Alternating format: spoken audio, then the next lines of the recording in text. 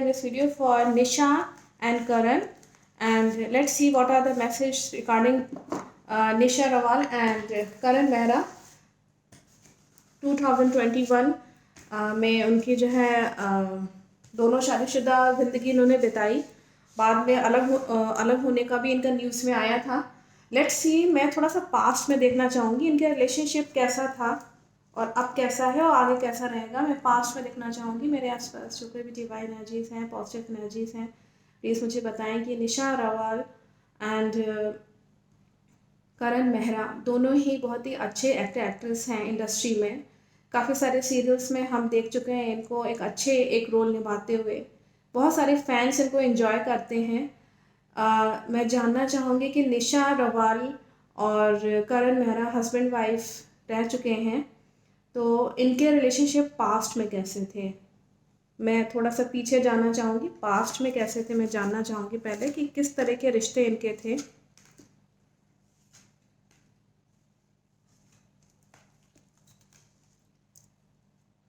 इसमें अगर मैं बात करूँ तो पास्ट में यहाँ पे कार्ड्स जो हैं वो यहाँ जो मैसेज आया हुआ है बहुत क्लियर मैसेज है कि जो करण मेहरा है यहाँ पे दिखा रहा है कि बहुत प्रॉस्पेरस है, रिच प्रॉस्पेरस है, just like a prince, and that person is very very confident, no doubt.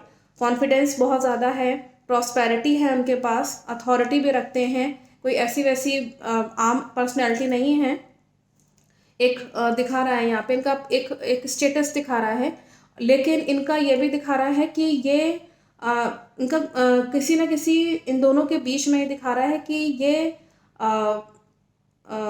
अगर मैं बात करूँ तो झगड़ा बहुत तेज़ दिखा रहा है। इसमें ये दिखा रहा है कि इन दोनों में बहुत गुस्सा, मतलब ख़ास तौर से मैं अगर बात करूँ तो मेल पर्सन की तरफ से बहुत ज़्यादा जो है वो गुस्सा दिखाना और परिवार को लेकर के सब चीज़ें जो हैं वो बिगड़ जाना, क्योंकि फैमिली का जो एक व्यक्ति फैमिली के लिए सारा मैनेज करता है ना, फैसिलिटी प्रोवाइड करना, अपने फैमिली का मैनेज करते हुए अपनी जनरेशन का इंक्रीमेंट करना, मतलब फैमिली मैनेज करना, ये सब चीज़ें इनकी डिस्टर्ब रही इनकी फैमिली में।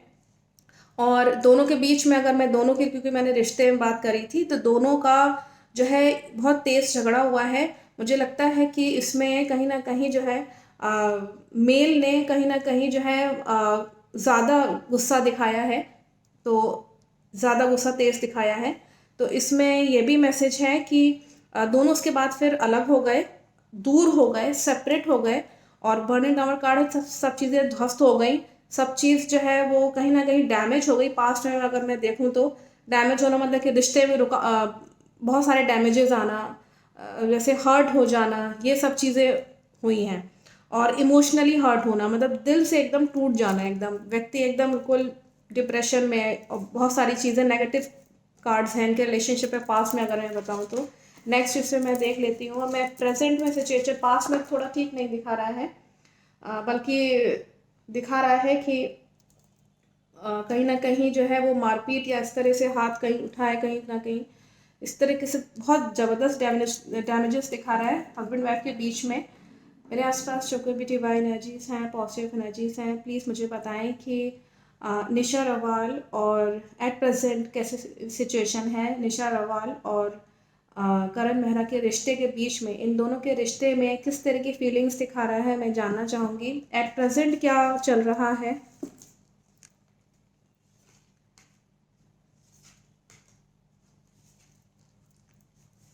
एट प्रेजेंट अगर मैं बात करूं तो निशा रावल जो है यहाँ पे दिखा रहा है कि स्पेशली फीमेल के लिए कार्ड आया हुआ है। दोनों ही अपने अपने इंडिविजुअल हो चुके हैं, नो डाउट, और मतलब कि अपने अपने रास्ते चले गए हैं। और अगर जब व्यक्ति अपने अपने रास्ते में चला जाता है तो इंडिविजुअल हो जाता है, बिल्कुल एकदम इंडिविजुअल। तो यहाँ पे भी मैसेज है कि स्पेशली फीमेल का कार्ड आया हुआ है, ऐसी फीमेल जो कि बहुत ही लव और केयरिंग है और अफेक्शनेट, उसको अफेक्शन बहुत ज़्यादा है, मतलब वो प्यार पाना चाहती है, वो अपने ज़िंदगी में फैमिली भी चाहती है, लेकिन जो है इस तरह की फीलिंग, गॉडेस की फीलिंग रखती है। गॉडेस यानी कि एक अच्छी लेडी का कार्ड है। तो ये दिखा रहा है इसमें कि निशा एक्चुअली जो है एट प्रेजेंट नो डाउट दोनों इंडिविजुअल हो चुके हैं, तो निशा इस वक्त एट प्रेजेंट बहुत जो भी पुराना हो चुका वो हो चुका, लेकिन एट प्रेजेंट अब वो बहुत कॉन्फिडेंट हैं और उनको किसी ना किसी मेल पर्सन से बहुत सपोर्ट मिल रहा है। घर के कोई उनके पिता या भाई, मुझे नहीं मालूम कौन है घर पे, या कोई जना कोई ऐसा है मेल पर्सन जो कि उनको बहुत ज़्यादा सपोर्ट कर रहा है, जिसकी वजह से उनका कॉन्फिडेंस, ज़बरदस्त कॉन्फिडेंस है इस वक्त। काफ़ी स्थिति ठीक दिखा रहा है पहले से एट प्रेजेंट। अगर मैं स्पेशली निशा की बात करूँ तो इसमें इसमें ये भी है कि करण मेहरा का भी यहाँ पे दिखा रहा है कि वो भी अपने यंग एज में उन्होंने बहुत प्रोग्रेस करी, बहुत उन्होंने जैसे होता है ना कि ऑफिस में कलीग्स में बहुत फेमस हो जाना, जनता में फेमस हो जाना, तो ये चीज़ उन्होंने बहुत ही यंग एज में प्राप्त कर ली थी।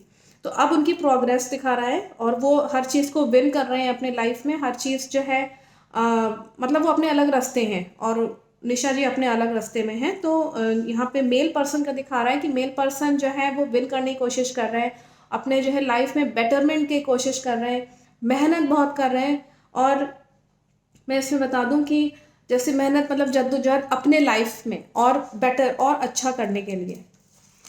नेक्स्ट इससे मैं फ्यूचर एक बार देख लेती हूँ कि इन दोनों के रिश्ते में फ्यूचर कैसा है, फ्यूचर है भी कि नहीं है, मैं जानना चाहूँगी। मेरे आसपास जो कोई भी डिवाइन एनर्जीज हैं, पॉजिटिव एनर्जी, प्लीज़ मुझे बताएं कि निशा अग्रवाल और करण मेहरा के रिश्ते फ्यूचर में इनका कुछ रिश्ता रहेगा। अगर रहेगा इन दोनों का रिश्ता प्रॉपर वे में, कभी मिलेंगे, इन लोगों की कुछ सहमति बन सकती है, अगर ऐसा है तो पॉजिटिव कार्ड दिखाइएगा। नेगेटिव कार्ड को मैं ना समझूंगी, नेगेटिव कार्ड है, कोई सहमति नहीं बन पाएगी। और सेल्फिशनेस का 20 का कार्ड है, एकदम नेगेटिव कार्ड है, आगे जाके कोई सहमति नहीं बनने वाली दोनों के। मैं इसमें एक बार निशा अग्रवाल का एक बार देख लेती हूँ क्योंकि उनका सिचुएशन कुछ ठीक नहीं दिखा रहा था, इसलिए मैंने एक बार इसको चेक जरूर करूँगी। मेरे आसपास जो कोई डिवाइन एनर्जीज हैं, पॉजिटिव एनर्जीज, मुझे बताएं कि निशा अग्रवाल के लिए आगे फ्यूचर में कैसा रहेगा, उनके लिए उनका फ्यूचर कैसा है, मैं जानना चाहूँगी। निशा का, केवल निशा का अगर मैं बताऊं तो उनकी इंट्यूशन बहुत अच्छी है, वो जानती हैं कि वो किसी प्रॉब्लम में फंसी हुई हैं फ्यूचर में। यहाँ दिखा रहा है कि किसी प्रॉब्लम में वो फंस सकती हैं।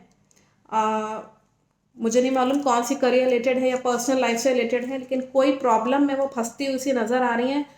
निकलना चाहती हैं, जानती मैं कैसे निकल सकती हूँ, लेकिन बाउंडेशन, मर्यादाएं इतनी ज़्यादा हैं कि इंसान निकल ही नहीं पा रहा है प्रॉब्लम से। ये एक प्रॉब्लम उनके दिख रही है और लेकिन वो उस प्रॉब्लम को फिनिश भी करना चाहेंगी, जब चाहेंगी कि मैं इस प्रॉब्लम से किस तरह से बाहर निकल आऊँ या किस तरह से छोड़ दूँ उस जगह को, उस प्लेस को किसी तरह से छोड़ूँ, या जो ये सिचुएशन थी उससे किस तरीके से मैं बिल्कुल कंप्लीटली बाहर निकल आऊँ। लेकिन ऐसा हो नहीं पाएगा, ऑब्स्टिकल्स बहुत आएंगे। जो प्रॉब्लम है वो बराबर जो है ऑब्स्टिकल क्रिएट करती ही रहेगी, लेकिन ये छोड़ना चाहेंगी, मन ही मन कहेंगी कि अरे छोड़ो, ऐसा मुझे नहीं सोचना या नहीं सुनना ऐसा कुछ, लेकिन ऑब्स्टिकल्स आते रहेंगे, बराबर वो प्रॉब्लम उनके सामने खड़ी हो जाएगी, कुछ ना कुछ इनके सक्सेस में प्रॉब्लम खड़ी करती रहेगी। फ्यूचर में इनके लिए ये भी मैसेज है, ऑब्स्टिकल्स आएंगे नो डाउट। ये जब ये सफ़र इनका ज़िंदगी का गुजर जाएगा, ये जब ये जो एक मोमेंट होता है ना, कुछ समय तक समय खराब रहता है एक व्यक्ति का, तो बाद में इनका ये दिखा रहा है कि बाद में इनकी ज़िंदगी में जो इनके में कर्मा के अकॉर्डिंग दिखा रहा है कि फिर इनको ज़िंदगी एक और मौका देगी।